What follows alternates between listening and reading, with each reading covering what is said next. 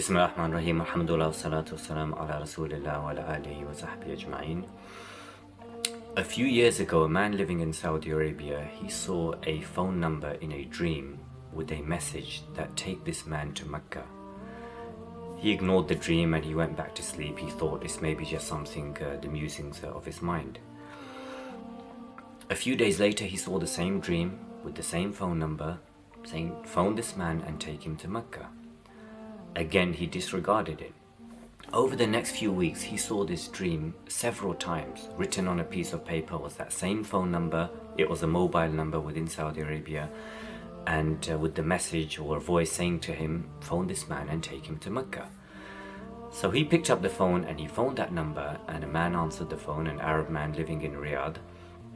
And he said to this man, look, I'm very sorry, this may sound strange, you don't know me, but several times I have seen your phone number in a dream with a voice, with a message saying, I must phone you and take you to Mecca.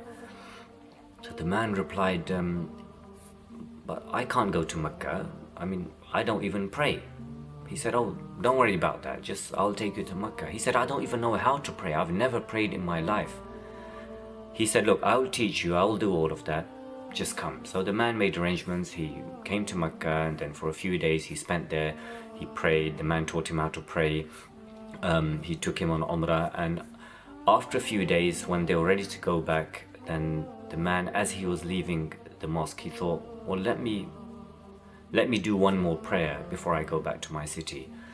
He went back into the mosque and he prayed a prayer, and during that salah, during that prayer, he died. And he was buried in Mecca. So now this man who had the dream is thinking, what is going on here?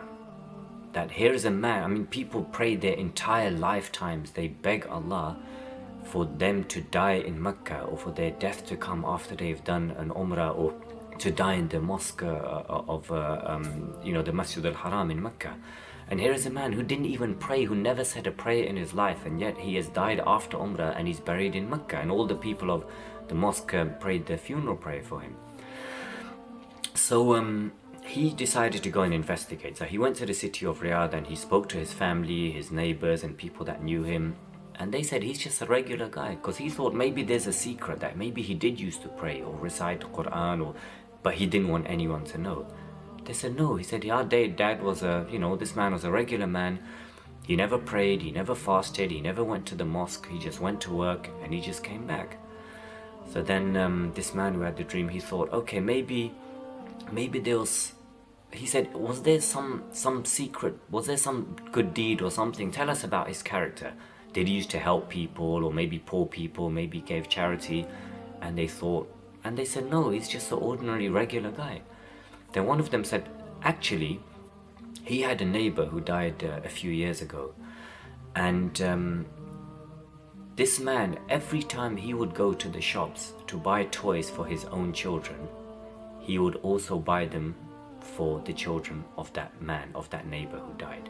Whether it was Eid, whether it was some holiday occasion, or any occasion, or even if there was no occasion, every time he would go to the shops and he would get toys for his own children. He would also buy them for his neighbor's children.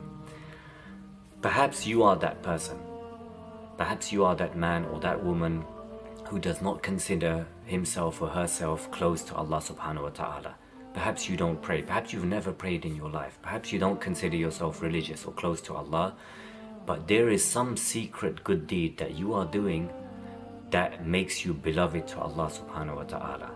And for that, perhaps He is hoping to call you to His house.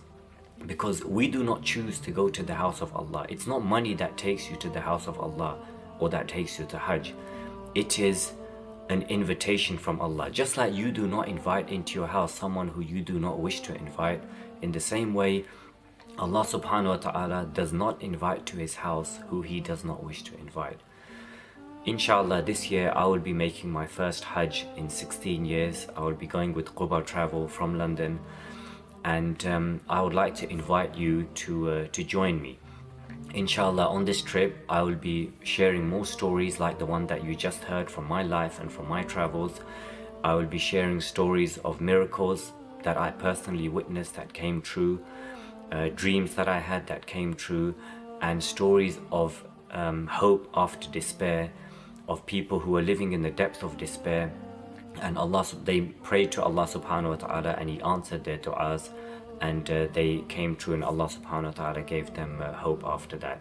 The details, the link is at the end of this video. It will be an honor and a pleasure for you to come and join me. The places are very limited. I hope to see you there. Assalamu alaikum wa rahmatullahi wa barakatuh.